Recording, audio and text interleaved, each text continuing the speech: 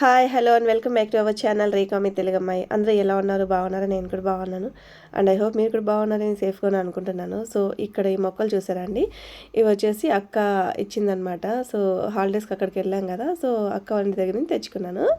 చూసారా ఎంత బాగున్నాయో. సో ఇవైతే ఇప్పుడు ఫ్లవర్స్ కూడా కాస్తుందన్నమాట. పింక్ పర్పుల్ టైప్లో ఉంది కలర్, వచ్చేసి చాలా బాగుంటుంది. ఇప్పుడు వచ్చేసి నేను మీకు ఒక మంచి టేస్టీ టమాటా కర్రీ అయితే చూపిస్తానండి. చాలా త్వరగా అయిపోతుంది, అలాగే టేస్ట్ కూడా చాలా బాగుంటుంది. సో అందుకోసం ఫస్ట్ అయితే మనం స్టవ్ వెలిగించి కడాయి పెట్టుకొని ఆయిల్ వేయాలి. ఆయిల్ హీట్ ఎక్కిన తర్వాత ఆవాలు, ఎర్రగడ్డలు, పచ్చిమిరపకాయలు, అలాగే కరివేపాకు వేసుకోవాలి. సో అవి వేగిన తర్వాత ఇంకా మన మెయిన్ ఇంగ్రీడియంట్ టమాటాలు అయితే వేసుకోవాలి. సో టమాటాలు వచ్చేసి ఇలా పెద్ద ముక్కలుగానే కట్ చేసుకోవాలండి. సో నాకైతే పెద్ద ముక్కలుగా కట్ వేసుకోవడం ఇష్టము. సో మీ ఇష్టం, మీరు ఎలా అయినా కట్ చేసుకొని వేసుకోవచ్చు. సో ఇలా కట్ చేసి వేసుకున్న తర్వాత కొంచెంగా సాల్ట్ యాడ్ చేసుకొని ఇలా మగ్గించుకోవాలన్నమాట మూత పెట్టుకొని.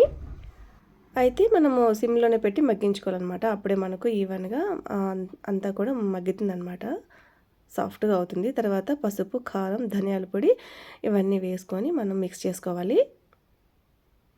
చూసారా, ఈ విధంగా మంచిగా మిక్స్ చేసుకోవాలన్నమాట.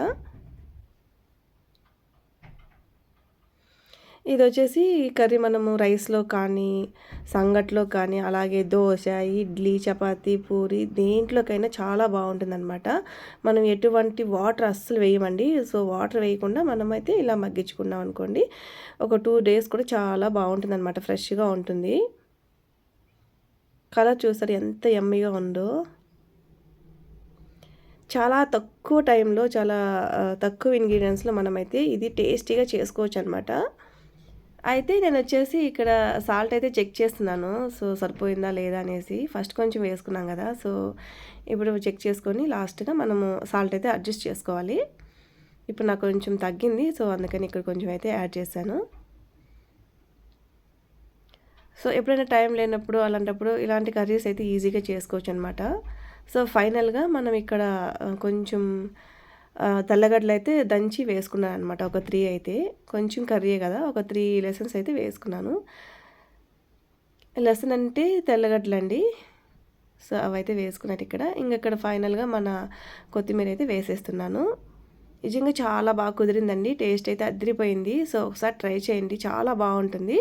తప్పకుండా ట్రై చేసి మీకు ఎలా కుదిరింది ఏంటి అనేది నాతో అయితే కామెంట్లో షేర్ చేసుకోండి. సో మరో మంచి రెసిపీతో మళ్ళీ మీ ముందు ఉంటానండి. సో మన ఛానల్ ఎవరైనా ఫస్ట్ టైం చూస్తున్నట్టయితే ప్లీజ్ సబ్స్క్రైబ్ చేసుకోవడం మాత్రం అస్సలు మర్చిపోవద్దు. Have a great day. Bye. Thank you.